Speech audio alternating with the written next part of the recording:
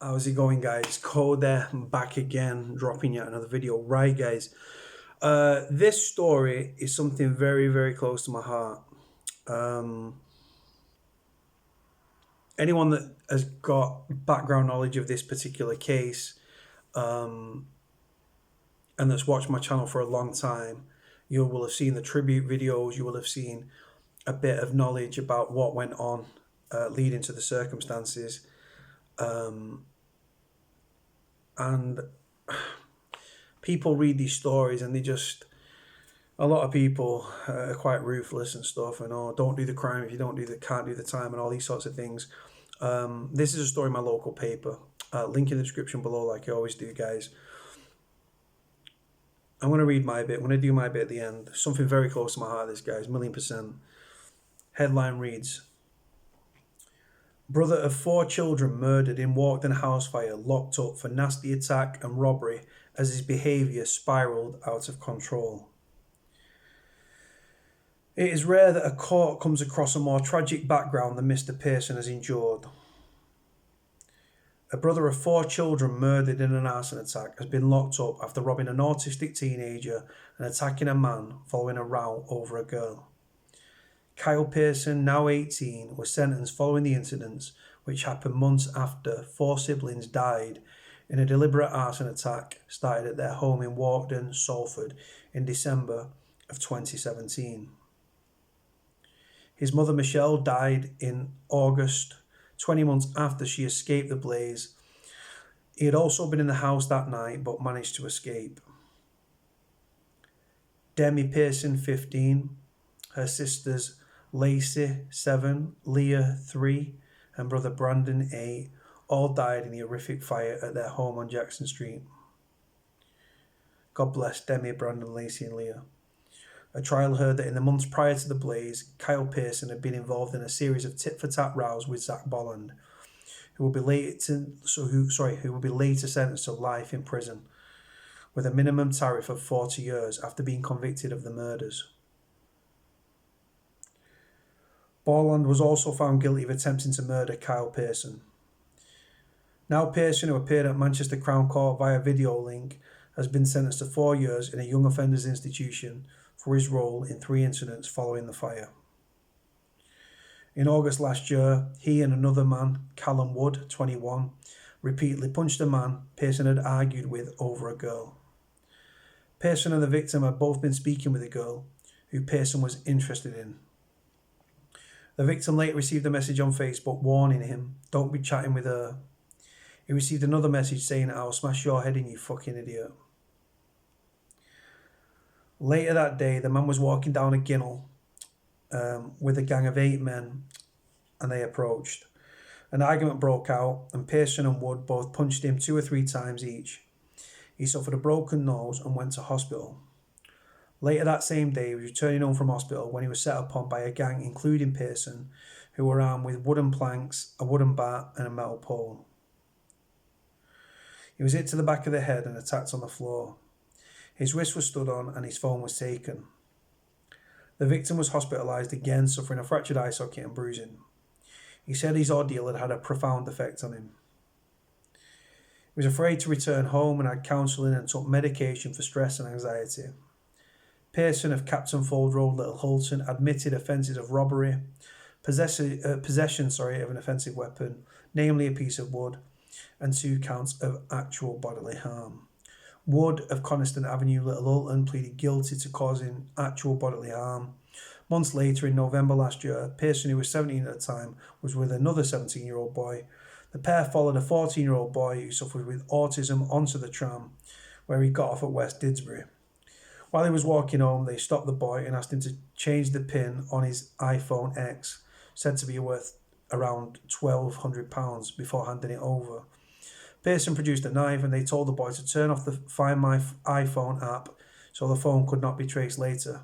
He would be stabbed if he didn't comply, the pair both warned. In a statement read to the court by prosecutor Matthew Howarth, the victim said, "I have done nothing wrong. Nobody has the right to rob my phone off me." The 17-year-old boy who was with Pearson had previously been sentenced in the youth court. Pearson admitted offences of robbery and having a bladed article. Defending Pearson, Gwen Henshaw said, "It is rare that a court comes across a more tragic background than Mr. Pearson has endured." During mitigation, Judge Susan Goddard QC said, "We fully understand the full tragic events that has been part of this, but his own behaviour was clearly spiralling out of control." The court heard that Pearson had been rejected to some extent by remaining members of his family, but that has changed since he has been in custody. Being visited by loved ones since he's been remanded into Forest Bank Prison in May. Ms. Henshaw said that Pearson has made huge changes to his attitude, lifestyle and aspirations for the future. He had gained a trusted position within the prison as a wing cleaner, has made efforts to rehabilitate himself and has sought counselling. The barrister appealed for Pearson to be handed a suspended sentence, saying it was a very unique case, and the defendant has significant mitigation. Richard Orme for Wood said the defendant had acted out of misguided sense of loyalty to his friend Pearson. Sentencing Judge Goddard spared Wood jail, handing him a 12-month sentence, suspended for 18 months, to complete 25 rehabilitation activity requirement days and 150 hours unpaid work. But the judge said she couldn't spare Pearson jail as his offending was too serious. He will serve half of his 4-year sentence before being released on licence. Referencing to a probation report written about his background, Judge Goddard said, "Nobody reading that report and knowing the facts of the case could fail to be moved by the tragedy that has struck your life and the members of your family you lost in that terrible fire." The judge added, "What is remarkable is since you've been remanded in custody, it seems you've started to mature and started to reflect." A restraining order was also imposed, preventing Pearson or Wood coming into contact with the victim in the August offence for 5 years. Now, the bad thing about the thing is, obviously, he was 17 at the time of one of the incidents, and he attacked a 14-year-old autistic teenager, which doesn't look good at all, and it's not good. And I don't condone that sort of action in any which way. Kyle's, like I said, I'm not super close with Kyle. For those that don't know a bit of the backstory, I was involved with a fundraising for the family. The first meeting was actually on my birthday. I think it was the 15th of December, 2017. And I paid for a taxi to my address to the pub where these fundraisers were having this meeting. There was only a small group of us, probably 10, 12 of us. Certain family members turned up, give us their blessing. And we was going to hold a family day and we all had specific jobs. Like some people had the gift of the gab, people like me, and we was trying to get as many prizes as we can in about a 3.5-4 week period, literally 3.5 weeks to get as much. So the idea was we were going to have a family, like a charity football match where people pay to play. There's going to be a family day at a pub. There's going to be face painting and all this sort of stuff, karaoke and talent contests, and people are going to donate goods and prizes and money so that the family could give the best send-off to the children. The second meeting was held on New Year's Eve of 2017, and I was actually going out for a meal later that day with my mum, but I went to the meeting, and at the second fundraising meeting, it actually transpired that on 2 occasions I had been in prison with the father of 4 of Michelle's children. I've been in prison with, Michelle had 6 children, and 4 of the children were to Stoff, and I've been in prison with Stoff, and he's a top lad. So that hit home to me very much so. I didn't know the children, I didn't know the family before that. Got involved with the fundraising, sort of became friends with the family. And then the family reached out and said, "Will you provide security at the funeral? We're being told there's going to be problems and families are going to get involved, the people that have done it. Abigail Toon, Zach Bolland, Courtney Briley and David Worrell. Apparently some of the family were going to get involved." So we was asked to walk with a procession, jump on the church, and then provide security at the wake. So I asked Frenchie to do it. Frenchie's a reformed gangster from Liverpool. He came up free of charge at his own cost, first class on the train from London, and we did the full day for free. After all that, I stayed in contact with Kyle on social media. I used to speak to him on the phone. He did get shunned by certain members of his family, mainly through his own behaviour. He was bringing trouble to the door. He just proper off the tracks. He's got behavioural problems as it is. I think he's got ADHD and things like that, but his behavioural problems are definitely part of it. He's very easily led. He tries to play the big man, but he's not really. He's big and hard when he's in a group. Apart from that, he's a good kid with a good heart. Underneath, he's a good kid with a very good heart. But seeing his brothers and sisters pulled out of a fire with his mum, Michelle, God bless her, she fought valiantly and bravely for 20 months after the fire with 75-degree burns, somehow survived that inferno, never left hospital, and died of her injuries 20 months after the fire. Kyle was in the house when he was in with Bobby when the petrol bombs were thrown through the kitchen window. The first one was a Budweiser bottle, the second one was a glass wine bottle. And the fire went up within seconds. And they'd already previously bricked, I think, the front room windows, so it was just blocking the escape for the family. Michelle was anticipating something was going to happen. She barricaded the back of the front door.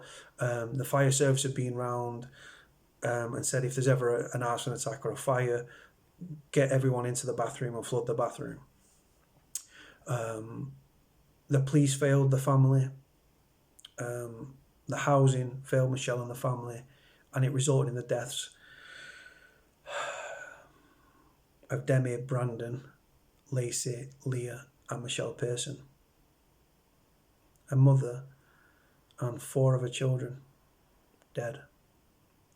Kyle was in the property, managed to jump. I think they was chilling downstairs, still awake. Got out of the property, him and Bobby.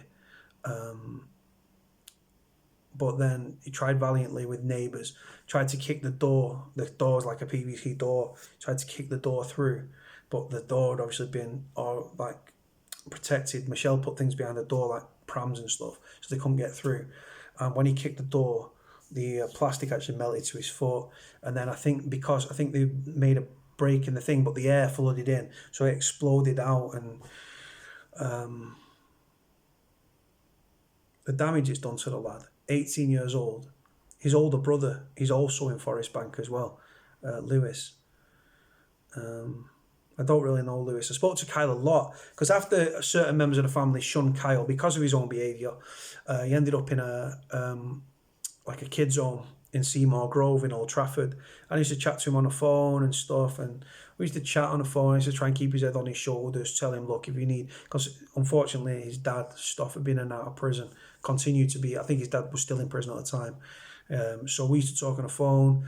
I used to try and keep his head on his shoulders. He was smoking weed. He was starting to take coke and everything.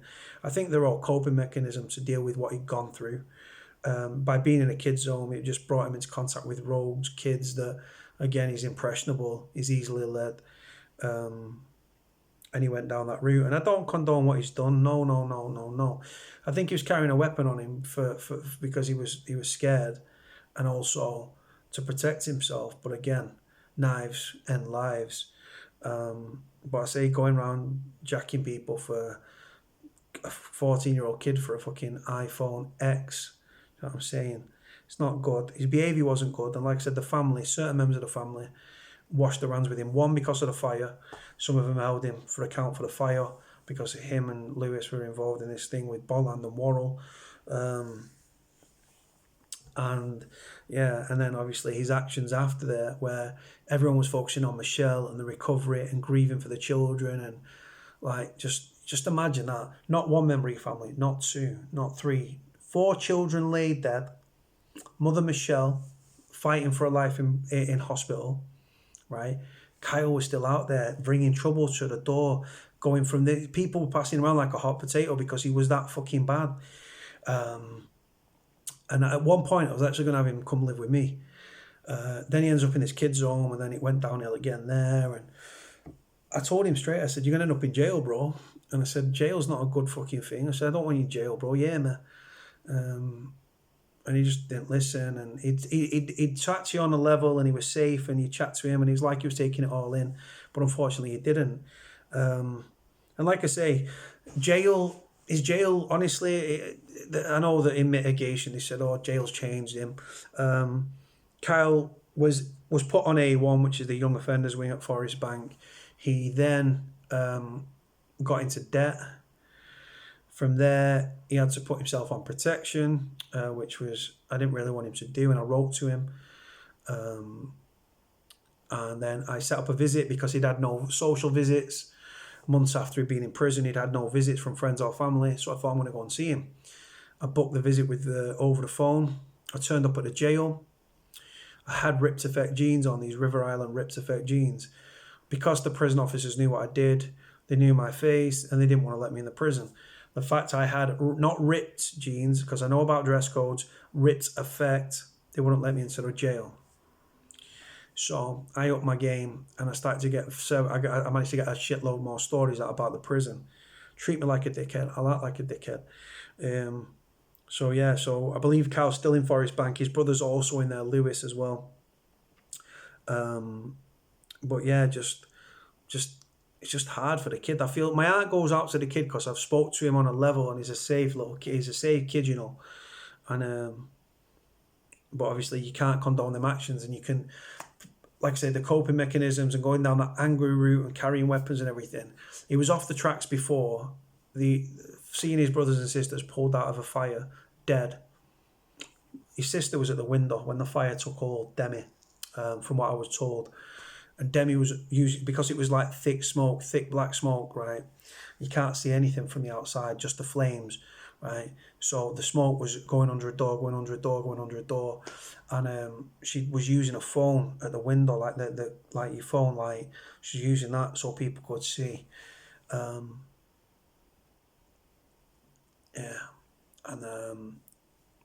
she was holding the phone, and then smoke overpowered her, and she lost consciousness, and she fell out from the window with the phone and everything. Lachey, Michelle woke up. She ran Lachey into the bathroom, put her in the bath. Then she was going to run to get Demi. Not Demi. She was running in to get Brandon and Lachey.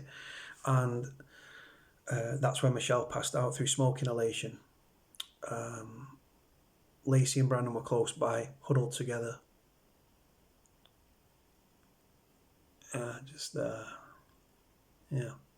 Cowards. Petrol bomb the sleeping fucking family's home, right? 2 weeks to the day before Christmas. Painted a picture. Christmas tree in the corner. Christmas presents under the tree. Right? 2 weeks to the day before Christmas. Cold winter's night. Cold winter's night coming into the early morning. 5 to 5, they lifted the fence panel out of the back of the building. They'd been terrorising the family. They went through the door, telling the mother Michelle to put the 2-year-old down. She was too lazy. Put the baby down so he can chop with a machete. Set the bins on fire. Brick the windows. The police left them there like sitting ducks, and they all paid with their lives. Were the police? Were any heads rolling? Greater Manchester Police? No. Michelle walked from Walkden, from Jackson Street, where the fucking house fire went, all the way to Swinton, walked to the housing, right, and begged them, house me, rehouse me, rehouse me. It's going to cost me my life. It's going to cost me my children and me our lives. The woman that Michelle saw said that Michelle didn't even go into the building. I think the fire took place on the Thursday or the Friday, and then the woman quit her job on the Monday. In shame. And like I say, there's just no winners in this situation. Michelle's, like I said, 4 of her children dead in a fire. Demi, Brandon, Lachey, Leah. God bless them all. 2 sons in prison. Unbelievable, guys. But Kyle's a good kid. I'm not having anyone saying otherwise. I don't condone the attacks at all, especially on the autistic kid. But it took me till I was an adult to understand about autism. So he obviously doesn't know at his age. He's young. He's naive. He's not as streetwise as he likes to make out, but he's a good kid at heart. And like I said, there's no winners in this situation. I'm going to leave it there, guys. I'm going to put a link in the description. So let me know what you think. Put your comments in the comment section. Like, comment, subscribe. God bless Demi, Brandon, Lachey, Leah, and Michelle Pearson. Cody out.